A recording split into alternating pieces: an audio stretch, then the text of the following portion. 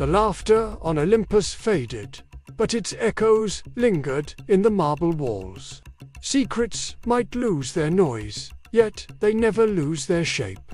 The gods returned to their duties, pretending nothing had happened, but every glance, every joke, every awkward silence carried the ghost of chains clinking softly in the air. Aphrodite no longer attended the councils of the gods. Her absence was noticed, her silence louder than any defense could have been. Temples still filled with her followers' prayers, but behind every offering was a whisper of scandal. Artists sculpted her beauty with a mix of reverence and curiosity, capturing the paradox of a goddess who could inspire love, yet fall victim to it herself. Down in his forge, Hephaestus worked until the stone walls glowed red. Sparks flew, dancing like fireflies trying to escape their maker. Each hammer strike was both punishment and therapy. He forged a shield for Athena, a chariot for Apollo, and for himself, a quiet, unyielding dignity. Ares, meanwhile, rode across the mortal world, unleashing his favorite remedy for the chaos of battle soothed him. The noise of it drowned out memory. He fought for no reason other than to make a sound, because silence reminded him of the laughter in that hall. But war never stays on the battlefield. Its smoke always finds its way home. One afternoon, as Ares watched mortals clash beneath him, a child of strange beauty approached. He carried a bow far too elegant for any warrior, and smiled with the same mischief that once belonged to Aphrodite. "Who are you?" Ares asked, his voice a low growl. The boy's eyes gleamed like sunrise over calm seas. "They call me Eros," he said. "Your mistake, and her masterpiece." Ares frowned. "You are our son." Among other things, Eros replied, "I am the proof that love and war cannot stay apart for long." He drew an arrow and fired it into the air. It split in two. One half shimmered gold, the other darkened into iron. The golden arrow struck a shepherd, who immediately fell in love with a statue. The iron one struck a queen, who suddenly hated everyone in her court. Ares stared, half proud, half horrified. "You carry both our gifts." "Exactly," Eros said with a grin. "From you, passion. From her, beauty. Together we make chaos." And just like that, he vanished. From that day on, mortals blamed Eros for every impossible romance and every broken heart. What they never realized was that he was not a villain or a hero. He was a reminder, the living offspring of the universe's oldest argument. The affair that began in divine secrecy soon wove itself into mortal legend. Bards sang of forbidden love, sculptors carved marble lovers bound by invisible chains, and poets dared to call passion both sacred and cursed. On earth, cities rose and fell to the rhythm of beauty and conflict. Warriors marched for love, kings built temples for peace, and yet every victory ended with another longing gaze toward something unattainable. The gods watched, amused and weary. Hermes, ever the observer, recorded the mortal chaos with delight. "They've learned from the best," he once remarked to Athena. She smirked. "If they ever stop fighting for love, or loving for war, Olympus will finally be quiet." "Then let's pray they never do," Hermes replied. "I quite like the noise." Eventually, time forced the gods to look inward.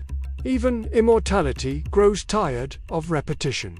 One evening, as the sun sank behind the mountains, Hephaestus emerged from his forge. He carried no tools, no armor, only a small sculpture shaped like a heart, half bronze, half gold. He walked to the edge of the sea, where Aphrodite stood alone, the waves breaking softly around her feet. She turned, wary but unafraid. "You came to punish me again?" she asked. "No," he said quietly. "I came to understand why." Aphrodite looked out at the horizon. Because beauty without passion is lonely. You forged wonders for the world, but you never looked at me as one of them. Hephaestus nodded slowly, and he did. For a while, she said, until love became just another battle. He held up the sculpture. The golden half glowed faintly.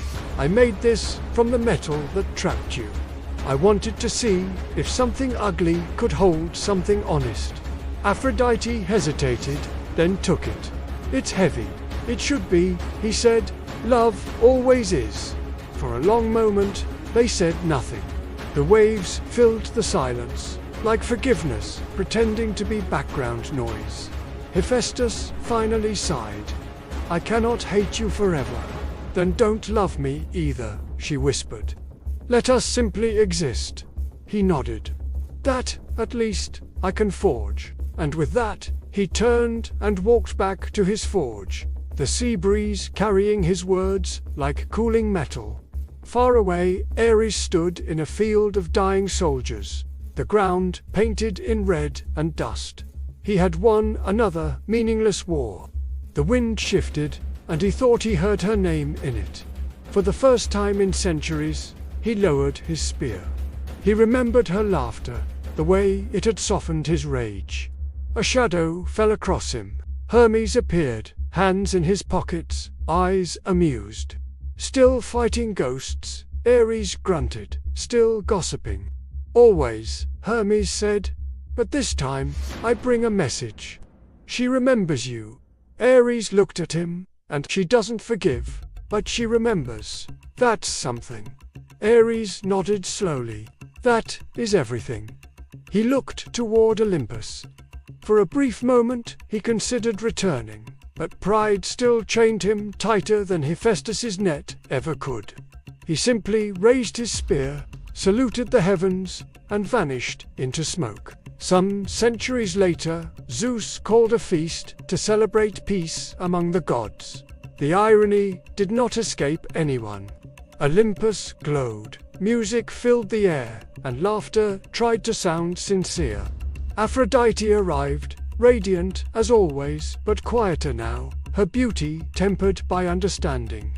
Hephaestus followed, his limp steady, his eyes calm.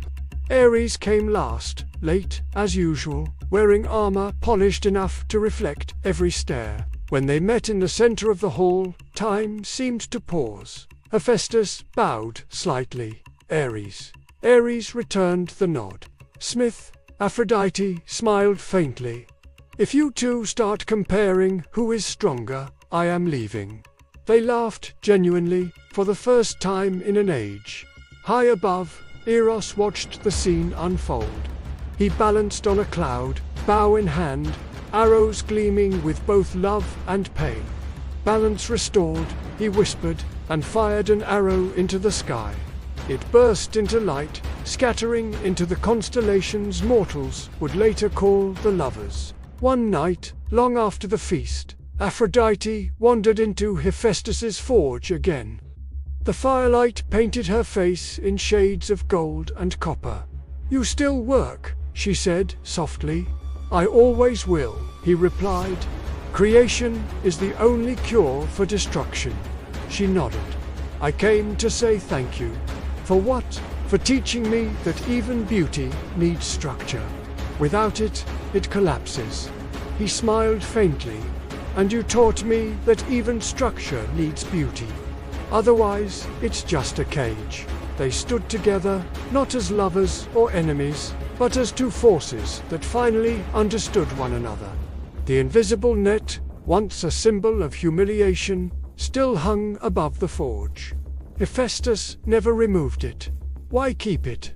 Visitors would ask, to remind me. He'd say that even the strongest metal bends when heated long enough. In the end, the gods of Olympus learned what mortals never stop learning, that passion without passions destroys, that creation without compassion isolates, and that even beauty, when untempered, burns. As Hermes once said, the difference between a tragedy and a comedy is whether you re the one caught in the net, or the one laughing outside it.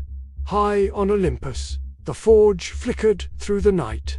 Hephaestus hammered softly, his strikes echoing across the heavens. Aphrodite's laughter drifted from her garden. Ares' shout of victory echoed from a distant battlefield. The sounds intertwined, clashing yet harmonious. Hermes, sitting on a cloud, smiled and whispered to himself, "Same song, new verse." He looked down at the mortal world, at lovers embracing and soldiers marching, and added, "They'll never learn," and thanked the stars for that, otherwise we'd have nothing to watch. Thank you for joining us on this journey through myth. If you enjoyed this story, don't forget to like, subscribe, and hit the notification bell for more tales from the ancient world. See you next time.